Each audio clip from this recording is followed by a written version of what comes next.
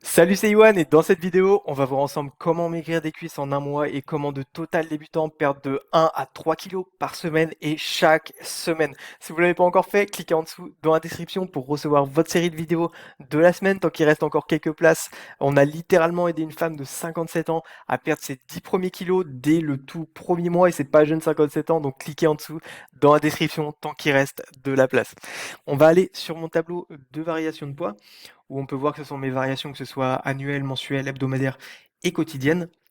Et ce sur quoi j'ai envie de porter votre attention, c'est en bas à gauche ici, 70 à 65,3 kilos en 4 jours, donc 4,7 kilos en 4 jours, d'accord? Donc comment maigrir des cuisses en un mois, je vais vous expliquer étape par étape comment vous allez faire pour maigrir des cuisses en un mois et les erreurs que j'ai effectuées qu'il va absolument falloir que vous évitiez d'effectuer vous-même et vous allez obtenir vos résultats de manière 100% garantie, d'accord? Je vais vous envoyer sur le tableau. On peut voir aussi ici de 70 à 68 kilos. Et ce sur quoi j'ai envie de porter votre attention, c'est ce côté gym, donc sport. Et on peut voir non, non, non, non, non, non. Donc comment maigrir des cuisses en un mois, ça a été effectué sans sport, les résultats que je vous ai dit sur le tableau. Pourquoi? Parce que c'était en période de pandémie où toutes les salles étaient fermées, toute votre activité collective était fermée, tout était fermé. Donc les seules activités possibles d'effectuer étaient à la maison. D'accord? Et encore, sur le tableau, je n'ai effectué même aucun sport à la maison. Donc, si vous voulez perdre du poids, comment maigrir des cuisses en un mois, vous allez les perdre de manière garantie et je vais vous expliquer comment. Avec votre rythme de vie et avec du sport, mais c'est optionnel, d'accord? Vous n'êtes pas obligé de le faire avec du sport. La preuve, je viens de vous montrer que je ne l'avais pas fait avec du sport. Ok? Donc, je vais vous expliquer un petit peu d'où je viens pour montrer mon expertise, que vous puissiez vous identifier et je vais vous donner les étapes exactes à suivre. Lorsque j'ai débuté 10 ans auparavant, je me suis fait suivre par 3 coachs, d'accord? Un au départ où ça a empiré les résultats que j'avais présentement et je n'avais aucun résultat, d'accord? Donc ça a été un fiasco. J'ai décidé de le faire avec 2 pour savoir, pour être sûr que ça ne venait pas de moi cette erreur, mais bien de eux, d'accord? Et ça venait des coachs. Il manquait de 3 composants. Le premier, la passion, d'accord? On a besoin d'être passionné. Tous les personnes à succès vous diront, on doit être passionné pour réussir quelque part. On doit être passionné et servir un besoin, d'accord? Pour réussir dans les 5, 10, 15, 20 ans, etc. à venir, ok? Ensuite, on peut changer d'entreprise, mais il faut être passionné.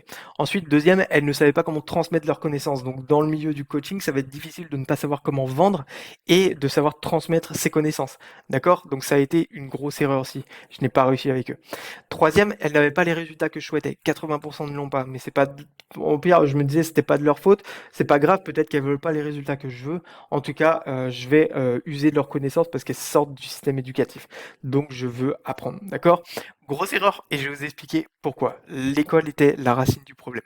Les études et recherches qui sont effectuées dans le domaine de la santé, et la santé ça passe en dernier après l'économie, etc., ça met de 3 à 5 ans à être étudié dans les pays étrangers, d'accord? Donc pays du nord de l'Europe pour la plupart, États-Unis ou encore en Chine, mais on n'a pas toujours accès aux informations de là-bas, d'accord? Donc ces informations, le temps qu'on les récupère, ça fait 3 à 5 ans. Le temps qu'on mette à jour le système éducatif, qu'on trie les informations et qu'on la santé passe en dernier, d'accord? Donc qu'on mette à jour les manuels scolaires, etc., ça va faire 2 à 3 ans. Ok? Ensuite, le temps que les profs se mettent à jour et que les élèves apprennent ces connaissances, ça met selon le diplôme de 3 à 5 ans ou plus. D'accord? Donc 10 à 12 ans pour pouvoir récupérer ces nouvelles informations. C'est incroyable, c'est trop. Ok? Et pour quelqu'un d'autodidacte, vous allez apprendre plus et je vais vous montrer par qui je suis passé. D'accord? Dans ces 3 coachs, le dernier avait un peu de résultats. Du coup, j'ai dit: «Dis-moi avec qui tu appris, je vais aller voir cette personne, dis-moi». Je suis allé voir cette personne, je l'ai contacté vivant en Norvège et je lui ai dit: «Bon, j'ai besoin de ton aide, dis-moi qui t'a aidé, il faut que j'apprenne, dis-moi». Dis-moi quoi faire, il faut que j'apprenne, dis-moi. Et cette personne fait partie des 1%. Il a changé ma vie, d'accord? Il vit en Norvège et ça fait partie des 1% de la population à avoir ces résultats-là. 5% de la population des gens qui font du sport, d'accord? Donc c'est vraiment rare de rencontrer des personnes comme ça. Il a une équipe derrière lui, etc. Un vrai autodidacte qui fait ça dans son temps libre. Une équipe de recherche, etc. personnelle, d'accord? Donc ensuite, ce que j'ai fait, c'est que je me suis pas arrêté là. Je suis parti aux États-Unis, je me suis fait suivre par un homme de 55 ans qui avait commencé son évolution à 45 ans. Il était obèse, 130 kilos, etc. Et il avait décidé de perdre du poids à ce moment-là. Donc Il a effectué un concours où il y avait de l'argent à gagner à la fin et il a gagné. Il perdait 10 kilos chaque mois. Donc ceux qui disaient c'est pas possible de perdre 10 kilos, je vais vous montrer que ça l'est avec lui et avec une de mes élèves que j'ai aidé et je vais vous expliquer ça plus tard dans la vidéo. D'accord?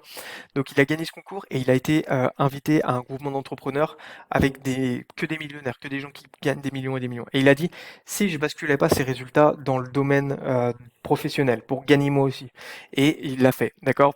Pendant ces 10 années, il a construit et il a eu maintenant une entreprise où il gagne 1 million d'euros de profit par mois dans sa poche, d'accord? Après déduction de taxes, paiement des employés, etc. Donc profit dans la poche, 1 million par mois. Mais c'est une autre histoire, d'accord? Mais pour vous dire qu'il m'a partagé cette connaissance aussi, pour passer beaucoup plus de temps avec les amis et la famille et beaucoup plus de temps à faire des activités qu'on aime. D'accord? Il m'a dit, tu prends les connaissances que tu as et tu écrémes, tu écumes. D'accord? Ça semble logique, tu gardes que l'essentiel, mais pour ceux qui sont débutants comme vous savez pas quelles informations sont bonnes ou pas. Vous avez deux choix. Soit vous y connaissez vous-même, soit vous y connaissez vous-même, oui, soit vous faites confiance à quelqu'un qui s'y connaît pour évoluer, soit vous faites les erreurs vous-même et ça va prendre des années, d'accord?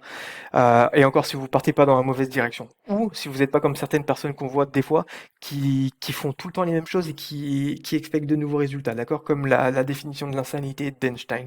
Expecter tout le temps avoir de nouveaux résultats en effectuant la même chose, c'est pas comme ça que ça se passe, d'accord? Donc il m'a dit une règle que je vais vous expliquer maintenant pour réussir professionnellement et personnellement, niveau santé. On n'effectue pas plus pour obtenir plus, on effectue moins et on obtient plus. Moins de fatigue mentale et c'est ce qui va vous permettre d'évoluer beaucoup plus rapidement et mieux. Et c'est ce que je vais vous partager maintenant. Petite anecdote vite fait, lorsque votre dentiste vous dit de vous brosser les dents, vous allez toujours le faire de manière souple, pas ferme, souple. Et ensuite, vous allez le faire de manière optimale, donc de haut en bas, pas d'avant en arrière, de haut en bas. Et troisième règle, au niveau de temps, vous n'allez pas le faire pendant 1 heure, d'accord, pour avoir les dents blanches, vous allez le faire pendant 10 minutes, d'accord? Parce que ça va apporter, si vous le faites de manière ferme et pendant 1 heure, vous allez déchausser vos dents, casser votre émail et écarter vos gencives. Donc pareil avec votre physique, vous voulez pas faire plus pour obtenir plus, vous voulez faire moins et obtenir plus. D'accord?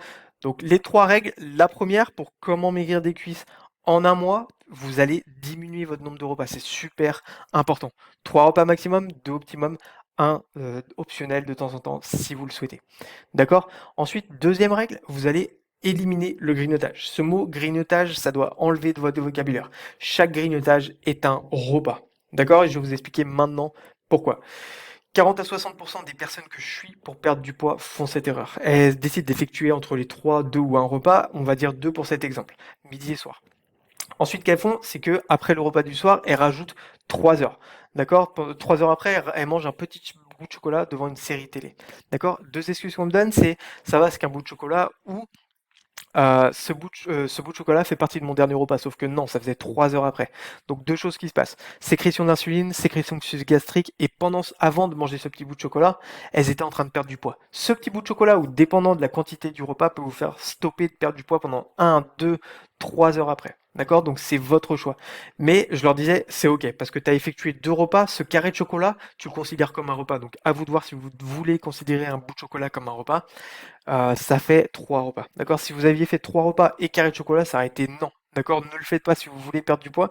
Comment maigrir des cuisses en 1 mois? Voilà, ne le faites pas. Ok? Maintenant, deuxième anecdote, avec une personne que j'ai suivie personnellement qui avait 50 kilos à perdre, donc énorme. Les 2 premiers mois, super. Elle a perdu 10 kilos le premier mois, donc encore une fois, comme je vous ai dit avec la personne d'avant, c'est possible. D'accord? Donc arrêtez de dire non, c'est pas possible. Arrêtez de croire vos amis et votre famille qui vous disent pas possible. C'est possible. Il n'y a pas de vergeture, il n'y a pas de fatigue, il n'y a rien. Les seuls problèmes qu'il y avait, c'est des petits mal de crâne les 2 premiers mois, enfin les 2 premiers jours, pardon, pas moi, les 2 premiers jours, parce que libération des toxines à partir des cellules graisseuses et passage dans le système sanguin, parce qu'elle n'était pas habituée à faire ces choses-là. Mais c'est tout, point. Après, c'était parfait, elle était enthousiaste et heureuse, donc aucun problème. Après, elle m'a dit, j'ai commencé à stagner. Et je lui ai dit, qu'est-ce qui va pas? Parce que t'es pas l'unique petit flocon de neige pour qui ça marchera pas. Tu fais quelque chose de mal, il faut que je comprenne, ça marche pour la terre entière, même les animaux. D'accord? Donc il faut que je comprenne. Et elle me dit, je bois 2 verres de lait pendant la journée, entre les repas. Et je fais, c'est ça le problème, d'accord? Je lui fais, regarde la brique alimentaire. Si pour 100 grammes, tu as plus de 10 kilocalories, ça veut dire que tu manges quelque chose entre les repas et donc tu arrêtes de perdre ta perte de poids, d'accord? Tu arrêtes ta perte de poids. Donc 100 calories, 10 grammes. 100 grammes, 10 kilocalories. Pareil pour les bouteilles d'eau avec aromatisé. Regardez tout le temps le label des compositions d'aliments. Si pour 100 grammes, vous avez plus de 10 kcal, même dans les bouteilles d'eau aromatisées, 80% sont bonnes, mais vous allez en trouver qui vont vous faire grossir. Donc, ou arrêter de perdre du poids, c'est ce qui fait grossir au final. Donc regardez bien même sur les bouteilles d'eau aromatisées. D'accord? Et donc cette personne après a recontinué à perdre du poids et ne l'a jamais regagné. Donc arrêtez de dire «Oh, on peut perdre beaucoup mais après on peut regagner». Non, on ne le fait pas et ça marche pas comme ça.